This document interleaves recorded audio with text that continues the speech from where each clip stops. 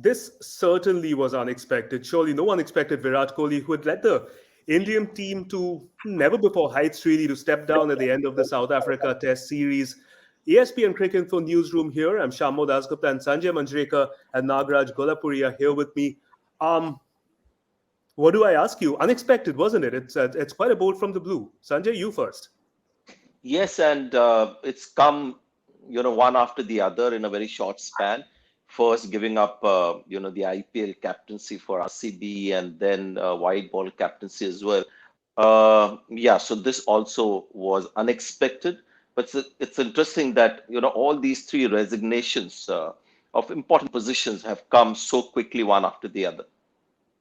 Especially Nagaraj, because the first one was the T20I captaincy, of course, and we know he said he'd like to continue as ODI and Test captain. I suppose ODI captaincy was taken away from him, and now suddenly the Test captaincy. So, do you think you can try at least and make sense of the sequence of events?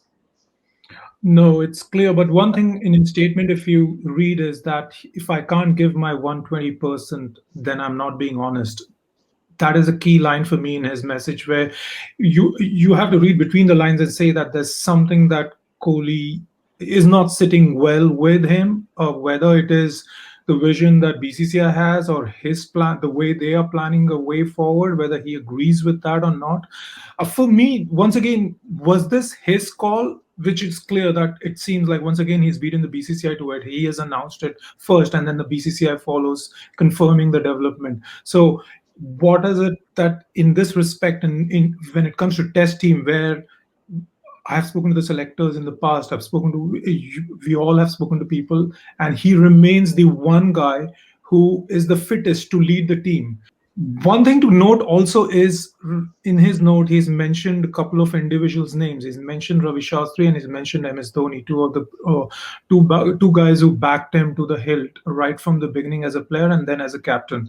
Maybe he is missing somewhere that element, that the people who used to support him, the guys he could fall back upon, the guys he could trust, whatever he said or did, are not there anymore. And perhaps he doesn't want to kind of, for the remaining part of his career, kind of create stumbling blocks or run into a wall and have no support.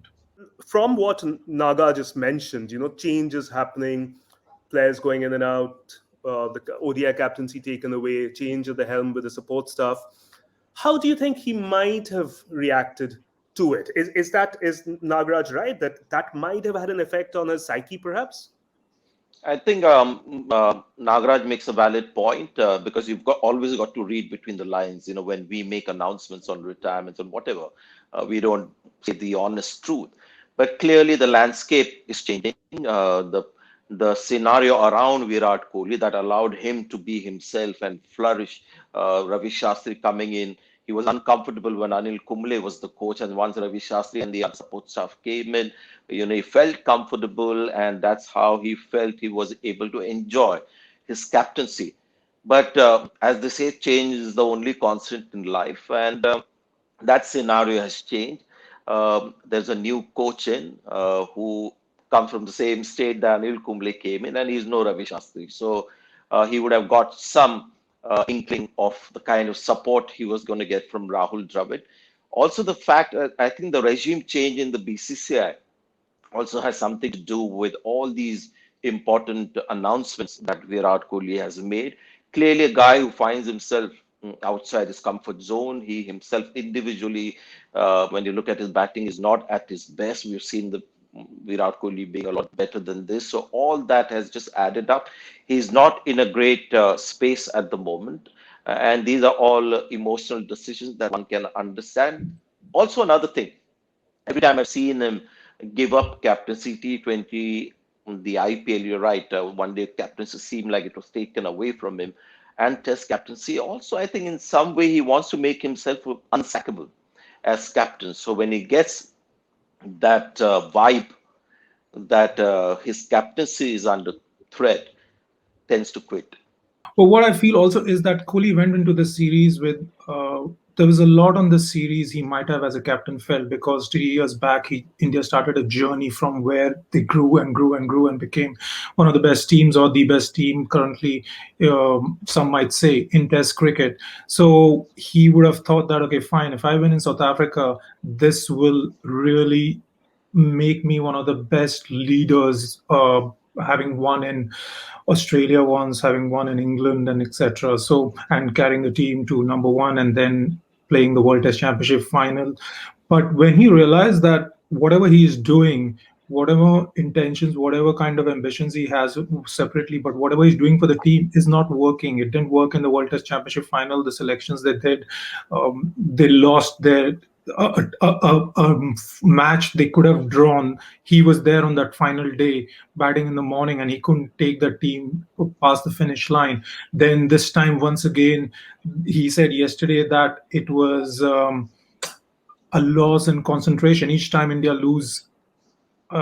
have lost a big match or a big series, he has said the same thing. It's the half an hour or it's a loss in concentration. So maybe he realized it, that perhaps it's time. It's perhaps what I'm trying, however unselfishly I'm trying, is not working. He's one of the great batters of the modern generation. He's there, not in great form. Captain all this while for many years. Now not anymore. How will this affect the team? I, after the series loss in South Africa and the kind of behavior that you saw from Virat Kohli, I was, thinking that maybe not so soon, but it's time for India now to move on from Virat Kohli, but not right now. And the other thing also is the fact that after Rohit Sharma's success in England, and because he's been a leader at different levels in the sport, he's a kind of a candidate that's ready to take over. Ajinkya Rahane was his deputy for a while, but Ajinkya Rahane no more is in the running to be India's Test captain. So Rohit Sharma has much stronger claim to it. That also is something that he would have taken into account.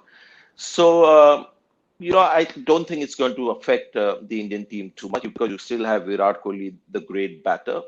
And I think, Rahul Dravid, Rohit Sharma, if he's appointed the Test captain, is not going to be such a bad partnership. And this loss to a weakened South Africa was a bad defeat for India. So he must have felt, the walls closing in on him after that loss. You mentioned all the names. I was gonna that was gonna be the big question. What's the future? Who takes over? You mentioned Rohit Sharma. I suppose a year or so back, Ajinkya Rahane would have been a strong contender. He's just been removed from the vice captaincy as well. Naga, last one to you then. How do you see that story panning out? I mean, you need a player who can play there, right? Who has his spot secure. How many can you say? Rohit Sharma, of course, is there because he is the vice captain, but Rohit has also had fitness issues. You're looking forward, then you have KL Rahul, who uh, stood as the interim captain in the second Test match. So he's there available. But once again, it depends on how much Rahul can hold his position as a batter, and he's been doing well in the last since the England series, you can say. So he is the second candidate. But the other guy, an outsider and a dark horse, is Rishabh Pant.